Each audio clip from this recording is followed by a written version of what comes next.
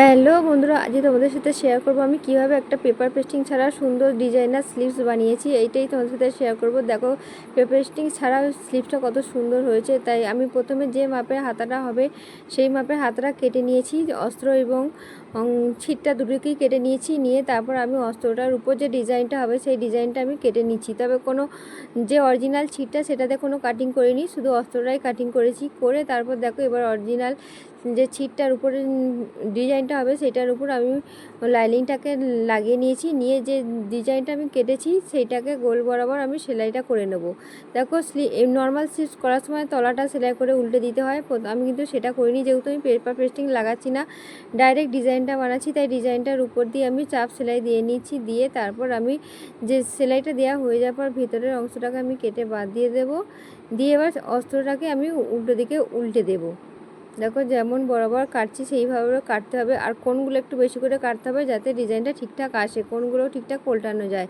আর চারপাশটা একটু একটু করে কেটে দিলাম, নাহলে ডিজাইনটা ঠিকঠাক উল্টানো যাবে না। তাই এবার দেখো অস্ত্রটাকে আমি উপর দিকে ভিতর দিক থেকে গলিয়ে আমি উল্টে দিলাম। উল্টে দিয়ে এবার আবার উপর থেকে একটা চাপ সেলাই দিতে হবে। চাপ সেলাই দেওয়ার পর দেখো দেখো খুব সুন্দরভাবে ডিজাইনটা এসেছে। উপর নিচ সবটাই তোমাদের সাথে দেখিয়ে দিলাম। এবার দেখো একটা সুন্দর করে চাপ সেলাই দিয়ে দিতে হবে উপর দিয়ে। দেওয়ার পর এবার তলাটা যে অংশটা আছে, তলাটা যে ছেড়ে দিয়েছি সেটাকেও আমি ভালো করে অস্ত্রের সাথে সেটিং করে নেবো। সুন্দর করে আমার চাপ সেলাইটা দিয়ে দিয়েছে। এই যে তলার এই অংশটার কথাই বলছিলাম, এইখানটা এবার অস্ত্রের সাথে ভালোভাবে সেলাইটা আমি ভাঁজ করে দিয়ে দেবো। দেওয়া হয়ে যাবার পর উপর দিকেও যে অস্ত্রটা সাথে ছিটটা বেশি রয়েছে সেটাকেও আমি সেলাই করে তারপর বাদ দিয়ে দেবো। দেখো একদম এই যে উপরটাকেও আমি এই যে ছিটটাকে আমি যেটুকু আছে বাদ দিয়ে দিলাম। দেওয়ার পরে একটা চার চৌকো কাপড় নিয়েছি, সেটাকে নিয়ে চার চৌকো করে আমি ভাঁজ করে সেলাইও করে নিয়েছি। নিয়ে এবার দেখো মধ্যিখান থেকে উল্টে নিতে হবে। উল্টে নেওয়ার পর মধ্যিখান থেকে সুতো দিয়ে সেলাই করে নিতে হবে। সুন্দর করে সেলাই করার পর দেখো একটা বো টাইপের এটা ডিজাইনটা আসবে। বোটা হওয়ার পর ওই হাতার উপর লাগিয়ে দুদিক থেকে সেলাইটা করে দেব।